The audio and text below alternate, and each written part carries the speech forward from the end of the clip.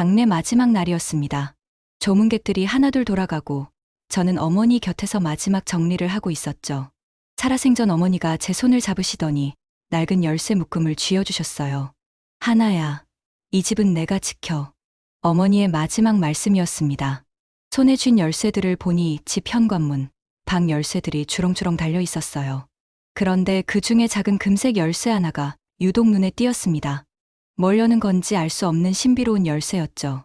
50평 아파트는 어머니가 제 명의로 단독 상속해 주신 집이었어요.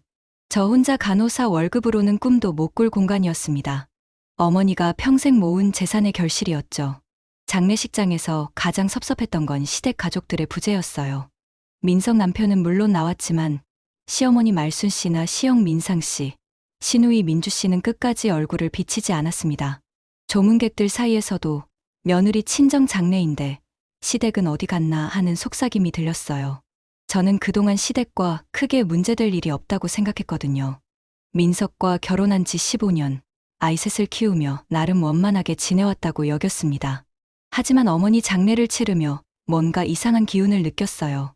장례를 마치고 집에 돌아온 첫날 밤이었습니다. 아이들은 일찍 잠자리에 들고 민석은 회사 야근이라며 늦었어요. 저 혼자 조용한 50평 아파트에서 어머니가 주신 열쇠 묶음을 만지작거리고 있었죠. 그때 휴대폰이 울렸어요. 시어머니 말순 씨였습니다. 하나야, 집 얘기 좀 하자. 목소리에 평소와 다른 날카로움이 섞여 있었어요. 뭔가 큰일이 시작되는 것 같은 불길한 예감이 들었습니다. 저는 손에 쥔 열쇠 묶음을 꽉 움켜쥐었어요. 어머니가 마지막에 하신 말씀이 떠올랐습니다. 이 집은 내가 지켜. 다음 날 아침, 말순 씨가 집으로 찾아왔습니다. 평소보다 더 당당한 걸음걸이였어요. 현관에서부터 큰 소리였습니다. 하나야, 50평이면 방이 몇 개냐? 4개요, 어머님. 그럼 너희 가족 쓰고도 둘은 남잖아. 말순 씨는 거실 소파에 앉자마자 본론을 꺼냈어요. 이혼한 시누이 민주 씨와 취업에 실패한 시영 민상 씨를 잠깐 들여보내 달라는 얘기였습니다. 자리 잡을 동안만 가족끼리 도와야지. 민상이는 이번에 치킨집 차릴 준비하고 있고 민주도 재취업 알아보는 중이야. 저는 당황스러웠어요. 새 아이 키우는 것도 쉽지 않은데 성인 둘을 더 받아들이라니. 게다가 민상 씨는 성질이 급하기로 유명했고 민주 씨는 말은 곱지만 이기적인 면이 있다는 걸 잘 알고 있었거든요. 어머님, 아이들 공부방도 필요하고 공부방은 거실에서 하면 되잖아. 요즘 애들 다 그렇게 해. 말순 씨는 제 말을 자르며 단호하게 말했어요. 그때 민석이 회사에서 돌아왔습니다. 어머니, 무슨 일이세요? 민석에게 상황을 설명하자 민석은 잠깐 당황하는 기색을 보였어요. 하지만 곧 말순 씨 편에 서더라고요. 엄마 말도 일리 있어. 가족끼리 어려울 때 도와야지. 그때 민석의 휴대폰 화면이 잠깐 켜졌는데 전화번호부에 형 계좌라는 즐겨찾기가 보였어요. 그리고 캘린더에는 이자일이라는 알림이 여러 개 설정되어 있었습니다. 순간 이상한 느낌이 들었어요. 저는 반대예요. 갑자기 이런 얘기를 하시면 곤란해요. 제가 단호하게 거절하자 말순 씨 얼굴이 굳어졌습니다. 며느리가 참 각박하네.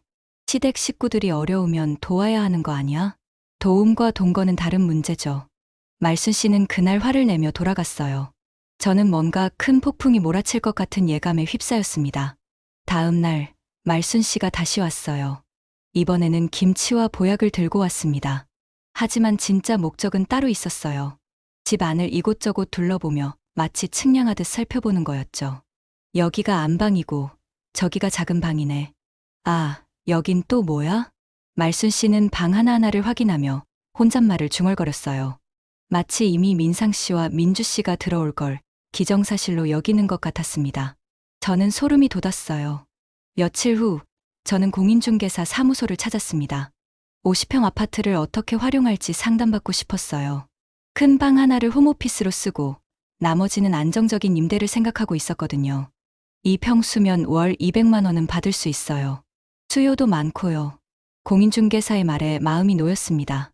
간호사 월급에 임대료까지 더하면 아이들 교육비 걱정도 덜 수 있을 것 같았어요. 그런데 중개사가 한 가지 이상한 걸 알려주더라고요. 혹시 정민석 씨 아세요? 이 집 대출 조회할 때 연관된 기록이 보이던데요. 제 남편인데요. 아, 그럼 아실 거예요. 5천만 원 대출이 있더라고요. 용도가 가족 사업자금으로 되어 있던데 저는 깜짝 놀랐어요. 민석이 제 모르게 대출을 받았다니. 그것도 5천만 원이나. 집에 돌아와서 따져 물어야겠다고 생각했습니다. 한편 말순 씨는 동네 어르신들과 교회 권사들을 총동원해서 여론전을 펼치고 있었어요. 우리 며느리가 50평 아파트 상속받고는 시댁 식구들 내쫓으려 한다니까. 요즘 며느리들이 다 그래. 정이 메말랐어. 동네 슈퍼에 갈 때마다 시선이 따가웠어요. 아는 사람들이 수군거리는 소리가 들렸습니다. 하지만 저는 굴복할 생각이 없었어요.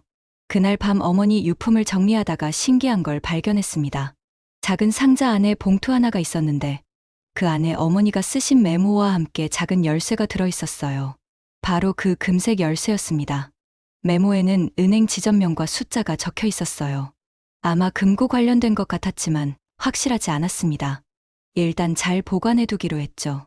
토요일 아침 민상 씨에게서 문자가 왔어요. 이번 주말에 짐 들고 갈게. 미리 방 좀 비워둬. 저는 깜짝 놀랐어요. 제가 허락도 안 했는데 벌써 이사 계획을 세우고 있다니. 이건 너무했어요. 즉시 민석에게 전화했습니다. 당신 형한테 제가 허락했다고 했어요? 아니야, 그냥. 엄마가 그러시니까. 민석의 말은 얼버무림 투성이었어요. 뭔가 숨기는 게 있다는 걸 직감했습니다. 주말이 되었습니다. 아침부터 민상 씨와 민주 씨가 짐을 들고 나타났어요. 심지어 작은 트럭까지 대기시켜 놨더라고요. 하나야, 방 어디야? 짐 넣어야지. 민상 씨는 인사도 제대로 안 하고 짐부터 들여놓으려 했어요. 저는 현관문을 꽉 붙잡았습니다. 죄송하지만 들어올 수 없어요. 뭐, 가족끼리 뭘 그래? 가족이라도 남의 집에 무단 침입은 안 되죠. 저는 허락한 적이 없어요. 민주 씨가 나서서 달래려 했어요. 언니, 정말 잠깐만요. 제가 자리 잡으면 바로 나갈게요. 얼마나 잠깐인데요? 구체적인 날짜 정해주세요. 그게 상황 봐서 역시 애매한 대답이었어요. 저는 미리 준비해둔 계획을 실행했습니다. 휴대폰으로 경찰서에 전화를 걸었어요. 명도 관련해서 도움 요청드려요. 30분 후 경찰관 2명이 도착했습니다. 상황을 설명하고 관련 법규를 안내받았어요. 집 소유자가 거부하면 들어갈 수 없습니다. 가족이라고 해도 마찬가지예요. 민상 씨와 민주 씨는 당황했어요. 설마 제가 경찰까지 부를 줄은 몰랐나 봅니다. 하나야, 너 정말 이렇게 나올 거야? 죄송하지만 합법적인 절차를 따를게요. 결국 민상 씨와 민주 씨는 짐을 싣고 돌아갔습니다. 하지만 이게 끝이 아니라는 걸 알고 있었어요. 그날 저녁 민석이 술에 취해서 들어왔어요. 평소보다 많이 마신 것 같았습니다. 하나야, 너 오늘 너무했어. 뭐가 너무했는데요? 가족인데 경찰까지 불러? 민석은 소파에 털썩 앉더니 중얼거렸어요. 형이 곧 연체라고. 내가 보증만 서줬는데 그 순간 저는 확신했어요. 민석이 형을 위해 보증을 섰구나. 그래서 5천만 원 대출이 잡혔던 거구나. 당신 형 보증 섰어요? 응. 치킨집 차리는데 보증 좀 서달라고 해서. 민석의 고백이 시작됐습니다. 보증 금액도 5천만 원이 아니라 더 클 수도 있다는 거였어요. 저는 등골이 오싹해졌습니다. 그날 밤 저는 잠을 이루지 못했어요. 대학 동기인 백승우 변호사에게 연락해야겠다고 생각했습니다. 다음날 남동생 기호에게 연락했어요. 어머니 유품 중에 발견한 메모와 금색 열쇠에 대해 상의하고 싶었거든요. 누나, 엄마가 뭔가 준비해 두신 것 같은데? 기호는 저보다 현실적인 면이 강해서 이런 일에 더 예민했어요. 우리는 함께 어머니의 수첩을 다시 살펴봤습니다. 그러다가 기호가 중요한 걸 발견했어요. 누나, 여기 봐. 은행 지점명이랑 숫자가 적혀 있어. 사물함 번호 같은데? 우리는 바로 그 은행 지점으로 향했습니다. 금색 열쇠와 어머니 신분증, 그리고 상속 서류를 가지고요. 맞습니다. 고인께서 생전에 대여금고를 이용하셨네요. 은행 직원의 안내로 지하 금고실로 내려갔어요. 작은 금고를 열었을 때 나온 건 정말 놀라웠습니다. 위임장이 여러 장 있었어요. 그리고 임대차 계약 초안, 상속에 관한 어머니의 메모들이 가득했습니다. 가장 충격적인 건 어머니가 쓰신 편지였어요. 하나야, 민석이는 체면형이야. 내가 지켜라. 집은 내 안전망이다. 남 얘기 말고 증빙을 남겨라. 말로는 이길 수 없어. 어머니는 모든 걸 예상하고 계셨던 거예요. 심지어 시댁에서 50평 아파트를 노릴 거라는 것까지. 기호가 다른 봉투를 열어봤어요. 누나, 이거 봐. 엄마가 임대차 계약서 초안까지 만들어 두셨어. 정말 세심한 어머니셨어요. 보증금과 월세, 임대 기간까지 구체적으로 적혀 있었습니다. 그리고 이건 뭐지? 마지막 봉투에는 긴급시 연락처라고 적힌 메모가 있었어요. 백승우 변호사의 연락처였습니다. 어머니가 미리 알아보셨던 거예요. 집에 돌아와서 바로 백 변호사에게 연락했습니다. 하나야, 어머니께서 몇 달 전에 연락하셨어. 혹시 상속 관련해서 문제가 생기면 너를 도와달라고. 백승우는 상가보증금 반환 소송 판례와 가족 간 금전거래에 관한 서류들을 준비해왔어요. 민석 씨 보증거는 심각해 보여. 차용증이 있나? 그건 확인해봐야 해요. 일단 민석 씨 통장거래 내역부터 확보해. 형에게 돈이 나간 기록이 있을 거야. 저는 그날부터 증거 수집을 시작했어요. 민석의 휴대폰에서 이체 기록을 캡처하고 대화 내용을 녹음하기 시작했습니다. 며칠 후 확실한 증거를 찾았어요. 형 정민상으로 지속적으로 돈이 나간 기록이 있었거든요. 5천만 원은 빙산의 일각이었습니다. 이제 모든 준비가 끝났어요. 저는 시댁에 가족회의를 제안했습니다. 할 얘기가 있어서 모이고 싶어요. 말순 씨는 기대에 찬 목소리로 대답했어요. 아마 제가 항복한다고 생각했나 봅니다. 그래, 이제야 정신 차렸네. 일요일 오후 시댁 거실에 모든 가족이 모였어요. 말순 씨, 민석, 민상 씨, 민주 씨까지. 저는 차분한 목소리로 말문을 열었습니다. 민상 오빠와 민주 씨의 50평 아파트 동거는 불가능해요. 말순 씨가 벌떡 일어났어요. 그럼 뭐하러 불렀어? 대신 제안이 있어요. 저희가 현재 살고 있는 소형 아파트를 유상으로 임시 임대해 드릴게요. 저는 미리 준비한 임대차 계약서를 테이블에 놨습니다. 보증금 2천만 원, 월세 80만 원, 임대기간 1년. 가족끼리 무슨 계약이야? 말순 씨가 고함을 질렀어요. 하지만 저는 흔들리지 않았습니다. 가족이라서 더 명확해야죠. 언제까지 지낼 건지, 비용은 어떻게 할 건지. 민상 씨가 발끈했어요. 하나야, 내가 뭔데 우리를 재단해. 재단이 아니라 현실적인 방안이에요. 오빠는 지금 치킨집 사업 준비 중이시잖아요. 그 자금은 어디서 나온 건가요? 순간 분위기가 조용해졌어요. 저는 미리 준비한 서류를 꺼냈습니다. 민석이가 5천만 원 보증을 썼고 추가로 2천만 원을 더 지원했더라고요. 총 7천만 원이 오빠에게 들어갔어요. 민석이 얼굴이 하얘졌어요. 하나야, 그건. 그리고 민주 씨는 카드 연체가 800만 원 있으시죠? 민주 씨도 당황했어요. 저는 계속해서 말했습니다. 저희 집은 50평이지만 아이 셋이 살고 있어요. 여기에 성인 둘이 더 들어오면 문제가 생길 수밖에 없어요. 말순 씨가 소리를 질렀어요. 너 이혼할래? 그 순간이었어요. 저는 차분하게 대답했습니다. 필요하다면 고려해 볼게요. 재산 분할도 명확히 하고 양육권도 정리하고 특히 남편이 숨긴 채무는 본인이 책임지는 걸로요. 민석이 폭발했어요. 내가 뭔데 우리 가족을 이렇게 대해. 가족이니까 더 솔직하게 얘기하는 거예요. 오빠 치킨집 사업 언제 시작하실 거예요? 민상 씨가 대답하지 못했어요. 사실 구체적인 계획이 없었던 거죠. 민주 씨는 재취업 계획이 어떻게 되세요? 민주 씨도 마찬가지였어요. 그냥 친정에 얹혀 살려는 속셈이었던 겁니다. 결국 그날 가족회의는 아무 결론 없이 끝났어요. 하지만 저는 제 입장을 분명히 했습니다. 그날 밤 말순 씨가 동네 어른들 단체 채팅방에 저를 비난하는 글을 올렸어요. 하지만 저는 이미 모든 걸 캡처해 두었습니다.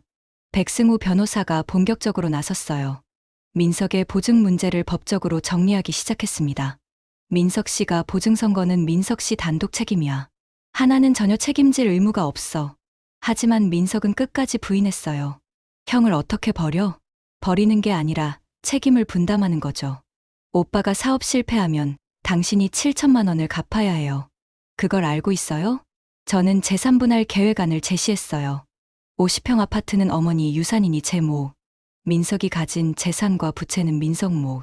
아이들 양육비는 공동 부담. 민석이 처음에는 화를 냈지만 현실적인 압박에 점점 흔들렸어요. 그러던 중 결정적인 일이 벌어졌어요. 민상 씨 치킨집 사업 자금을 빌려준 사람들이 독촉을 시작한 거예요. 민석 씨, 형님 연락 안 되는데 보증 서신 거 아시죠? 민석에게 연일 독촉 전화가 왔어요. 총빚이 1억 2천만 원까지 불어나 있었습니다. 말순 씨가 찾아와서 울면서 애원했어요. 하나야, 우리 아들 반품하겠다는 거냐? 그때 저는 명확하게 말했어요. 어머님, 사람은 반품이 아니에요. 각자의 책임을 반납하는 거죠. 민주 씨도 더 이상 버틸 수 없었어요. 카드 연체가 계속 늘어나서 신용불량자가 될 상황이었거든요. 결국 민석이 백기를 들었어요. 알겠어. 협의 이혼하자. 저는 현관에 걸린 열쇠 묶음에서 금색 열쇠만 따로 분리했어요. 이 열쇠는 저와 아이들의 안전 열쇠예요. 어머니가 물려주신 진짜 유산은 집이 아니라 이 교훈이었습니다. 증빙을 남기고 명확한 경계를 긋는 것. 민상 씨는 결국 채권자들에게 쫓겨서 소형 아파트 임대는 꿈도 못 꾸게 됐어요. 민주 씨도 마찬가지였고요. 시댁에 자리 잡을 때까지는 완전히 공연불이었던 거죠. 협의이혼이 성립됐어요. 민석은 형의 보증 문제로 개별 추심을 받게 됐고 저와는 완전히 분리됐습니다. 저는 이할 간호사 일을 계속하면서 어머니가 남기신 메모를 삶의 원칙으로 삼았어요. 증빙하고 계약하고 경계를 지키는 것. 50평 아파트의 작은 방들은 시장 가격에 임대를 줬어요. 안정적인 수입이 생겼죠. 시댁과는 서류로만 연락하기로 했어요. 아이들 면접 교섭권은 법적으로 정해진 대로만. 감정적인 대화는 일체하지 않았습니다. 처음에는 동네 여론이 좋지 않았어요. 며느리가 너무 냉정하다는 소리도 들렸거든요. 하지만 시간이 지나면서 사람들 생각이 바뀌었어요. 민상 씨가 여러 사람한테 돈을 빌리고 잠적했다는 소문이 돌기 시작했거든요. 민주 씨도 카드 빚 때문에 신용불량자가 됐다는 얘기가 나왔고요. 하나가 미리 알고 막은 거였구나. 그러게 50평에 들여보냈으면 큰일 날 뻔했네. 동네 어르신들도 이제는 제 편이었어요. 특히 말순 씨가 단체 채팅방에 올린 비난 글들이 오히려 역효과를 낸 거죠. 제가 캡처해둔 증거들 덕분에 누가 먼저 선을 넘었는지 명확했거든요. 6개월 후 저는 아이들과 함께 바닷가로 여행을 갔어요. 오랜만에 마음이 편했습니다. 산책로를 걸으면서 어머니가 주신 그 금색 열쇠를 꺼내봤어요. 이제는 목걸이로 만들어서 항상 가지고 다니고 있었거든요. 엄마, 이게 뭐예요? 막내가 물어봤어요. 우리 집 지키는 열쇠야. 집에 있는 열쇠 말고요? 아니야. 우리 마음속 집을 지키는 열쇠. 아이들은 잘 모르겠다는 표정이었지만 저는 확신했어요. 어머니가 진짜로 물려주고 싶었던 건 집이 아니라 이런 마음가짐이었다는 걸. 바닷바람이 불어왔어요. 저는 금색 열쇠를 꽉 쥐었습니다. 내 삶의 열쇠는 내가 쥔다. 그렇게 중얼거리면서 말이에요. 이제 저는 알았어요. 가족이라는 이름으로 경계를 흐리면 안 된다는 것. 정보다 계약이 중요하다는 것. 그리고 무엇보다 내 삶을 지키는 건 나 자신이라는 것. 어머니의 마지막 말씀이 계속 떠올랐습니다. 이 집은 내가 지켜. 집은 단순한 건물이 아니었어요. 제가 아이들과 함께 만들어가는 안전한 공간. 그게 진짜 집이었습니다. 시댁 식구들이 원했던 건 집이 아니라 의존할 곳이었어요. 하지만 저는 의존이 아니라 독립을 선택했습니다. 지금도 가끔 말순 씨에게서 연락이 와요. 아이들 얼굴 보고 싶다면서 집에 가겠다고 하죠. 하지만 저는 단호하게 거절해요. 아이들은 아빠가 정해진 날짜에 데려가세요. 집 방문은 안 됩니다. 처음에는 서운해하셨지만 이제는 포기하신 것 같아요. 민석은 형의 빚 때문에 개인회생을 신청했다고 들었어요. 새로 만난 여자와 살고 있다는 소문도 있고요. 저는 별로 관심 없었습니다. 중요한 건 저와 아이들이 평안하다는 거였어요. 50평 아파트에서 홈오피스를 차리고 부업도 시작했어요. 온라인으로 간호학 강의를 하는 거였죠. 임대 수입과 더해서 경제적으로도 안정됐습니다. 아이들은 처음에 아빠가 없어진 걸 서운해했지만 지금은 적응했어요. 오히려 집안이 더 조용하고 평화로워졌다고 하더라고요. 엄마, 우리 이제 진짜 혼자인 거예요? 큰아이가 물어봤을 때 저는 이렇게 대답했어요. 혼자가 아니라 자유로운 거야. 그날 밤 저는 어머니가 남기신 메모를 다시 읽어봤어요. 남 얘기 말고 증빙을 남겨라. 말로는 이길 수 없어. 정말 맞는 말이었어요. 제가 모든 증거를 기록해두지 않았다면 지금쯤 50평 아파트에서 시댁 식구들과 함께 살고 있었을 거예요. 그리고 민석의 빚까지 떠안았을 테고요. 어머니는 제가 태어날 때부터 지금까지 평생 저를 지켜보시면서 무엇이 필요한지 정확히 아셨던 거예요. 마지막 순간에 주신 열쇠 묶음과 이 집은 내가 지켜라는 말씀. 그건 단순한 유언이 아니라 인생 지침서였습니다.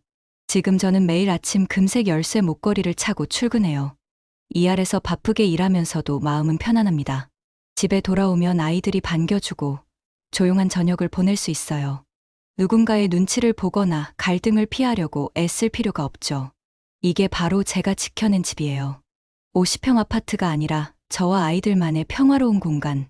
어머니가 진짜로 물려주고 싶었던 유산이었습니다. 오늘 영상은 여기까지입니다.